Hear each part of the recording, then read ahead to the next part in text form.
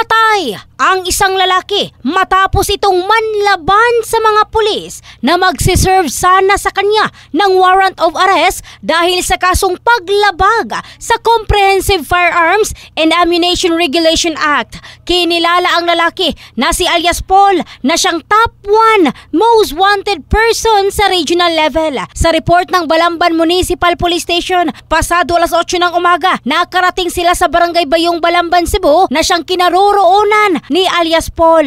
Nauwi ito sa palitan ng bala ng manlaban ang nasabing wanted. Sa clearing ng mga otoridad, nakita ang dugo ang katawan ni alias Paul. Kaya't kaagad itong binigyan ng first aid ng SAF medics at isinugod sa ospital, ngunit idiniklarang patay ng doktora. Na-recover ng kapulisan ng isang unit ng KJ-9 submachine gun, 2 mahabang magazines, 3 basyo ng bala at 40 buhay na bala ng 9mm na armas. Samantala, kaagad na tinungo ng kaparehang tracker team ang kinaroroonan ng isang lalaking wanted sa 2 kaso ng pagpatay at 1 kaso ng frustrated murder. Naadat na ng kapulisan si alias Jovel sa kubo nito na nasa 200 meters lang ang layo mula sa kinaroroonan ng napatay na si alias Paul. Si alias Jovel, 28 anyos, ay matagumpay na naaresto at na-recover mula sa kanyang posisyon ang isang kalibre 45 na armas na may magazine na loaded ng 3 bala. Maliban rito,